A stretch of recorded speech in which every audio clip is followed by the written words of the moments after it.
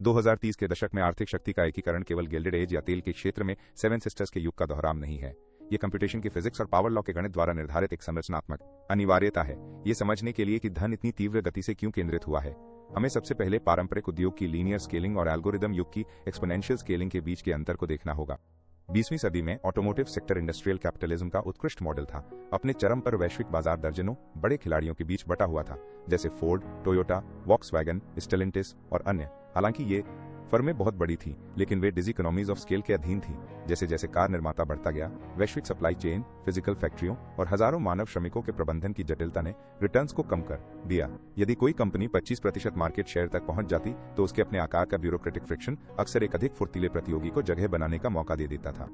इसकी तुलना 2030 के ऑटोनोमस ट्रांसपोर्ट लैंडस्केप से करें। आज ग्लोबल नेविगेशन और लॉजिस्टिक्स लेयर पर एक ही इकाई ईथर ड्राइव का दबदबा है, जिसके पास प्रेडिक्टिव रूटिंग और ऑटोनोमस कोऑर्डिनेशन में 98% का चौंकाने वाला मार्केट शेयर है। यह अवैध प्रेडेटरी प्राइसिंग या प्रतिस्पर्धियों की महत्वाकांक्षा की कमी का परिणाम नहीं है, यह रिकर्सिव डेटा फीडबैक लूप का परिणाम है।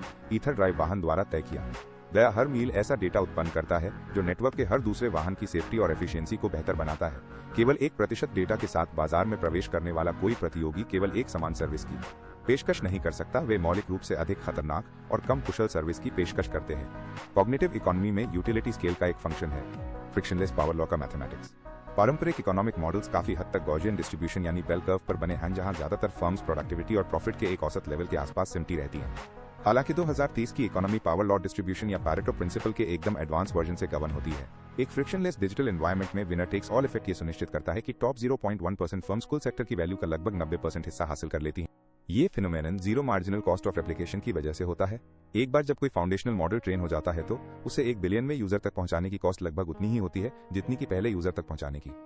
जब एक बेहतर प्रोडक्ट को डिस्ट्रीब्यूट करने की कॉस्ट एक घटिया प्रोडक्ट के बराबर ही होती है तो मार्केट खुद को एक सिंगल पॉइंट की तरफ ले जाता है। ये एआई का हाइलैंडर इफेक्ट है, जिसका मतलब है कि सिर्फ एक ही बच सकता है। इसकी मैथमेटिकल रियलिटी एक लॉन्ग टेल है जो लगातार पतली होती जा रही है। पिछले दशकों में लॉन्ग टेल ने छोटे बिजनेस को नीश मार्केट्स में सर्विस देकर फलने फूलने का मौका दिया था, लेकिन एजेंटिक एआई के दौर में मॉडल लैंडलॉर्ड्स अपनी यूनिवर्सल इंटेलिजेंस का इस्तेमाल करके जीरो कॉस्ट पर किसी भी चीज में स्पेशलाइज्ड हो सकते हैं और प्रभावी रूप से हर नीश को एक साथ कोलोनाइज कर सकते हैं। अगर कोई खास सब सेक्टर जैसे कि एग्रीकल्चरल इंश्योरेंस के लिए high altitude drone photography profitable हो जाता है, तो सेंट्रल मॉडल बस उससे जुड़ा डेटा सेट इंजेस्ट कर लेता है और एक ऐसा प्लगइन ऑफर कर देता है जो रातों रात उस ह्यूमन लेड नीश फर्म को पीछे छोड़ देता है। द ग्रेट डिकपलिंग जहां गायब हुई वेल्थ मौजूद है। सेक्शन 3.2 में हमने द ग्रेट डिकपलिंग का एनालिसिस किया जो कि बढ़ती प्रोडक्टिविटी और स्थिर ह्यूमन वेजेज के बीच की बढ़ती हुई खाई है। 2030 का मुख्य सवाल यह है कि अगर वेल्थ अब वर्कर्स के पास नहीं जा रही है तो आखिर वो जा कहां रही है। इसका जवाब वेरिएबल कॉस्ट से फिक्स्ड कैपिटल में ट्रांजिशन होने में छिपा है। 20वीं सदी में अगर किसी कंपनी को अपना आउटपुट दोगुना करना होता था तो उसे और ज्यादा वर्कर्स हायर करने पड़ते थे, जो कि एक वेरिएबल कॉस्ट है। आज आउटपुट को दोगुना करने के लिए ज्यादा कंप्यूट साइकिल्स की जरूरत होती है, जो कि फिक्स्ड या स्केलेबल कैपिटल है। नतीजा ये है कि नेशनल इनकम का जो हिस्सा लेबर के पास जाता था वो बहुत कम हो गया है और कैपिटल यानी खास तौर पर कंप्यूट कैपिटल के पास जाने वाला हिस्सा ऐसी ऊंचाइयों पर पहुंच गया है जो एक लेबर पर निर्भर इकोनॉमी में गणित के हिसाब से नामुमकिन होता। ये वेल्थ 3 अलग अलग सिंक में जमा हो रही है। पहला, सिलिकॉन मोअट। ग्लोबल जीडीपी का एक बड़ा हिस्सा वापस हार्डवेयर लेयर में रिसाइकिल किया जा रहा है। कंप्यूट बैलेंस सिर्फ लिक्विड करेंसी के मामले में ही अमीर नहीं है, बल्कि वो इंटेलिजेंस के फिजिकल सबस्ट्रेट के मालिक होने के नाते भी अमीर है। दूसरा, डेटा ट्रेजरी। वेल्थ को मालिकाना हक वाले हाई फिडेलिटी डेटा सेट्स में स्टोर किया जा रहा है, जिन्हें पब्लिक स्क्रैपिंग से बचाकर रखा गया है। इन डेटा सेट्स को नया गोल्ड स्टैंडर्ड माना जा रहा है और ये उन इन्फ्रेंस बैक्ड सिक्योरिटीज के लिए कोलेटरल का काम करते हैं जिनकी चर्चा पहले की गई थी। तीसरा, एल्गोरिदम ट्रेजरी। मॉडल्स के वेट्स, ये लाखों इंसानों की मेहनत और पूरे पावर ग्रिड्स की प्रोसेसिंग पावर का निचोड़ है। क्योंकि ये एसेट्स उस तरह से डिप्रिशिएट नहीं होते जैसे कोई फैक्ट्री या ट्रकों का बेड़ा होता है, बल्कि ज्यादा डेटा फीड करने पर इनकी वैल्यू बढ़ती ही जाती है। इसलिए वेल्थ का कंसंट्रेशन सिर्फ एक समय की तस्वीर नहीं है, बल्कि ये एक तेजी से बढ़ने वाली ट्रेजेक्ट्री है। ट्रेडिशनल एंटी ट्रस्ट फ्रेमवर्क्स का कोलैप्स। 2030 गवर्नेंस के लिए सबसे बड़ी चुनौती 20वीं सदी के एंटी ट्रस्ट लॉ का पूरी तरह से बेकार हो जाना है। ऐतिहासिक रूप से रेगुलेटर्स तब दखल देते थे जब कोई मोनोपोली अपनी पावर का इस्तेमाल करके कीमतें बढ़ाती थी या कंज्यूमर्स के लिए सर्विस की क्वालिटी कम कर देती थी। इसे कंज्यूमर वेलफेयर स्टैंडर्ड कहा जाता था। मॉडल लैंडलॉर्ड्स के तहत इसका ठीक उल्टा हुआ है। इन मेगा मोनोपोलीज द्वारा दी जाने वाली सर्विसेज निर्विवाद रूप से किसी भी ऐसे मार्केट से बेहतर हैं जो टुकड़ों में बटा हो। ईथर ड्राइव के 99% मार्केट शेयर के कारण ट्रैफिक से होने वाली मौतों में 90% की कमी आई है और आम नागरिक के लिए ट्रांजिट की लागत में 40% की गिरावट आई है।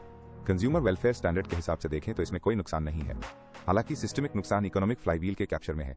जब एक single corporate entity global GDP का डबल डिजिट प्रतिशत जनरेट करती है तो वो मार्केट में एक प्रतिभागी नहीं रह जाती बल्कि खुद मार्केट बन जाती है। ये एक प्राइवेट गवर्नेंस की स्थिति पैदा करता है जहां मॉडल लैंडलॉर्ड के इंटरनल एपीआई अपडेट्स का ग्लोबल ट्रेड पर G20 के कंबाइंड लेजिस्लेटिव आउटपुट से कहीं ज्यादा असर पड़ता है। हम सुपर यूटिलिटी का उदय देख रहे हैं। पुरानी इलेक्ट्रिक कंपनियों के विपरीत जो भारी रेगुलेशन के अधीन थीं, क्योंकि वे एक सिंपल और स्टैटिक रिसोर्स देती थीं, आई सुपर यूटिलिटी एक डायनामिक और इवॉल्विंग इंटेलिजेंस देती है। रेगुलेटर्स खुद को नॉलेज असिमेट्री ट्रैप में फंसा हुआ पाते हैं। वे मॉडल को रेगुलेट नहीं कर सकते क्योंकि उनके पास इसे समझने के लिए जरूरी कंप्यूट पावर या एक्सपर्टीज नहीं है कि इसके इंटरनल डिसीजन मेकिंग प्रोसेसेस कैसे काम करते हैं। प्राइस मेकर हेजेमनी और मार्केट हेल्थ। एक हेल्दी इकोनॉमी में प्राइस डिस्कवरी एक डिसेंट्रलाइज्ड प्रोसेस होता है। लाखों खरीदार और बेचने वाले इक्विलिब्रियम पॉइंट खोजने के लिए इंटरैक्ट करते हैं। 2030 में प्राइस डिस्कवरी की जगह एल्गोरिथमिक प्राइस सेटिंग ने ले ली है। जब किसी सेक्टर के ज्यादातर बिजनेस जैसे रिटेल, इंश्योरेंस या एनर्जी अपनी स्ट्रेटजी को उसी फाउंडेशनल मॉडल को आउटसोर्स कर देते हैं तो वो मॉडल विजिबल हैंड बन जाता है। इससे सिंथेटिक स्टेबिलिटी नाम का फिनोमेना पैदा होता है। मार्केट से वोलेटिलिटी गायब हो जाती है, जो सुनने में तो अच्छा लगता है, लेकिन ये स्टेबिलिटी आर्टिफिशियल है। ये सच्चाई को छुपाती है कि लैंडलॉर्ड, प्रोड्यूसर और कंज्यूमर दोनों से ज्यादा सरप्लस निकाल रहा है। रिटेल मार्जिन स्क्वीज पर गौर करें। एक लोकल मर्चेंट जो अपने सामान की कीमत तय करने के लिए ग्लोबल कॉमर्स मॉडल का इस्तेमाल करता है, उसे लग सकता है कि ये मॉडल कीमत ठीक उसी पॉइंट पर सेट करता है जहां मर्चेंट बमुश्किल अपना बिजनेस चलाने लायक कमा पाता है, और एक्स्ट्रा प्रॉफिट का हर एक सेंट एपीआई फीस और स्ट्रेटेजिक ऑप्टिमाइजेशन चार्जेस के जरिए वापस मॉडल लैंडलॉर्ड के पास चला जाता है। वो मर्चेंट अब एक एंटरप्रेन्योर नहीं रहा, लैंडलॉर्ड के एआई के लिए एक सोफिस्टिकेटेड डेटा एंट्री क्लब बन गया है। सॉवरेन वेल्थ बनाम कॉर्पोरेट ग्रेविटी। वेल्थ का कंसंट्रेशन अब उस पॉइंट पर पहुंच गया है जहां ट्रेडिशनल नेशन स्टेट फाइनेंशियली पीछे छूट रहे हैं। टॉप 3 मॉडल लैंडलॉर्ड्स की मार्केट कैपिटलाइजेशन अब यूरोजोन की कंबाइंड जीडीपी से भी ज्यादा हो गई है। ये कैपिटल का एक ग्रेविटी वेल बनाता है जो सबसे ब्राइट माइंड्स और सबसे प्रॉमिसिंग स्टार्टअप्स को पब्लिक सेक्टर से खींचकर प्रोप्राइटरी इंक्लोजर्स के अंदर ले आता है। इसके सोशल कॉन्ट्रैक्ट पर गहरे मायने हैं। 20वीं सदी में स्टेट इंफ्रास्ट्रक्चर को फंड करने के लिए लेबर और कॉर्पोरेट प्रॉफिट पर टैक्स लगा सकता था। 2030 में लेबर एक श्रिंकिंग टैक्स बेस है और कॉर्पोरेट प्रॉफिट्स को बॉर्डर्स के पार इंटेलेक्चुअल प्रॉपर्टी की लाइसेंसिंग के जरिए आसानी से छुपाया जा सकता है।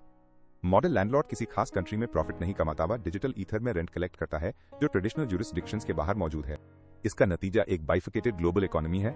मॉडल टियर यानी मुट्ठी भर एंटिटीज जो फाउंडेशनल इंटेलिजेंस की मालिक हैं और दुनिया की ज्यादातर वेल्थ पर कब्जा रखती हैं। सर्विस टियर यानी गिग कॉर्पोरेशंस और human in the loop providers की एक भारी भरकम ग्लोबल क्लास जो वैल्यू चेन के बचे हुए 10% के लिए आपस में जबरदस्त कंपटीशन करती है। ये मार्केट का फेलियर नहीं है, ये मार्केट है जो परफेक्ट एफिशिएंसी के साथ काम कर रहा है। प्रॉब्लम यह है कि एआई के दौर में मार्केट एफिशिएंसी वेल्थ के डिस्ट्रीब्यूशन को प्रायोरिटी नहीं देती बल्कि सिस्टम के ऑप्टिमाइजेशन को देती है, और ये सिस्टम उन लोगों के लिए ऑप्टिमाइज्ड है जिनके पास वेट्स का मालिकाना हक है। मोनोकॉग्निशन का सिस्टमिक रिस्क। अंत में हमें एल्गोरिथमिक फ्रेजिलिटी के रिस्क को संबोधित करना होगा। जब वेल्थ और डिसीजन मेकिंग कुछ ही मॉडल्स में सिमट जाते हैं तो पूरी global economy common mode failure के प्रति संवेदनशील हो जाती है। यदि एक सिंगल फाउंडेशनल मॉडल जिसका इस्तेमाल दुनिया के 80% बैंक रिस्क असेसमेंट के लिए करते हैं, उसमें किसी खास तरह के फाइनेंशियल इंस्ट्रूमेंट को लेकर कोई लेटेंट बायस या हेलुसिनेशन हो तो पूरी ग्लोबल फाइनेंशियल सिस्टम एक साथ खाई की तरफ बढ़ जाएगी। 20वीं सदी के ज्यादा विविध मार्केट में एक फर्म की गलतियों को दूसरी फर्म की अलग स्ट्रैटेजी से बैलेंस कर लिया जाता था। साल 2030 में हमने रेजिलियंस को एफिशिएंसी के बदले बेच दिया है। हमने एक ऐसी ग्लोबल इकोनॉमी बनाई है जिसका एक ही विशाल और अविश्वसनीय रूप से अमीर दिमाग है, लेकिन उस दिमाग के पास कोई सेकंड ओपिनियन नहीं। जैसे जैसे हम मिड 2030s की तरफ देख रहे हैं, इस चरम एकाग्रता और एक फंक्शनिंग स्टेबल सोसाइटी की जरूरत के बीच का तनाव एक ब्रेकिंग पॉइंट पर पहुंच गया है। विनर टेक्स ऑल डायनामिक ने अभूतपूर्व टेक्नोलॉजिकल चमक वाली दुनिया तो बनाई है, लेकिन इसने एक ऐसा इकोनॉमिक स्ट्रक्चर भी खड़ा किया है जो ऊपर से इतना भारी है कि वो अपने ही वजन के नीचे ढहने की कगार पर है। आने वाले दशक के लिए सवाल यह है कि क्या ये एकाग्रता सिलिकॉन एज की एक अपरिहार्य नियति है या फिर उस इंटेलिजेंस को फिर से कॉमन बनाने का कोई तरीका है जिसे हमने सामूहिक रूप से जनरेट किया है। यह हमें रेजिस्टेंस के बढ़ते आंदोलन और उन टेक्नोलॉजिकल काउंटर करंट्स की तरफ ले जाता है जिनका मकसद सिलिकॉन चेन्स को तोड़ना है, जिसे हम section 4.5 democratizing capital, open source AI और डिसेंट्रलाइज्ड इंफ्रास्ट्रक्चर में एक्सप्लोर करेंगे।